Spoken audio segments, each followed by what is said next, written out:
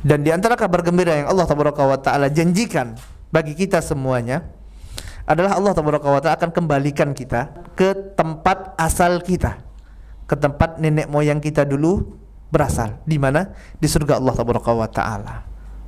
Ya, nenek moyang kita asalnya di surga, jamaah yang dimuliakan Allah Tabaraka wa Ta'ala. Sepakat antum kan? Nenek moyangnya ini semuanya Nabi Adam. Tidak ada yang kera kan? Yakin insyaallah. Ya, ini biarkan sajalah mereka yang kera gitu kan, kita tidak ya. Nenek moyang kita Nabi Adam alaihi salatu wasallam yang asalnya di mana? Dulu pernah tinggal di surga Allah Tabaraka wa Ta'ala. Allah Tabaraka wa Ta'ala katakan, wa qulna ya Adam uskun anta wa zawjukal jannah wa kula minha ragadan haitsu syi'tuma wa la taqrabu hadhihi asy-syajarata fatakuna minaz zalimin. Ya. Allah Tabaraka wa Ta'ala katakan kepada Nabi Adam alaihi salatu wasallam, tinggallah engkau dan istrimu ya di surga. Jadi bapak kita Adam alaihi salatu wasallam dulu tinggalnya di surga.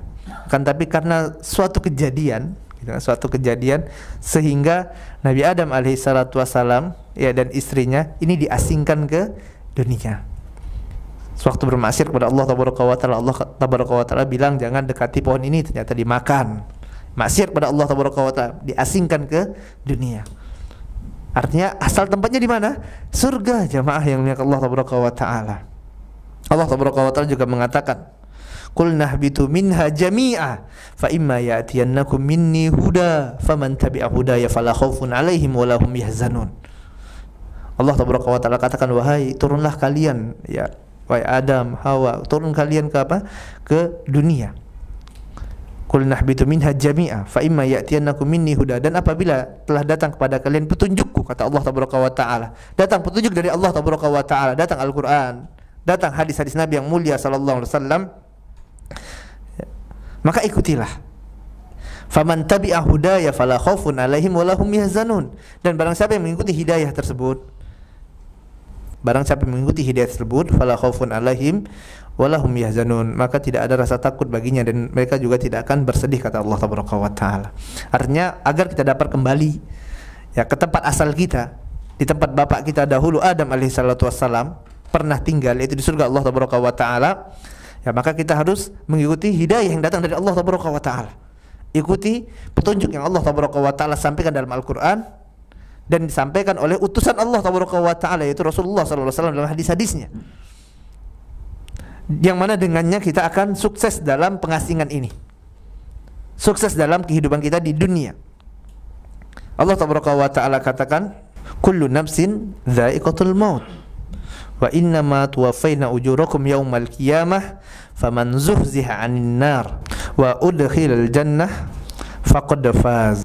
Setiap yang bernyawa pasti akan merasakan kematian, kata Allah Tabaraka wa Ta'ala, dan mereka akan mendapatkan ganjaran dari apa yang mereka kerjakan pada hari kiamat nanti.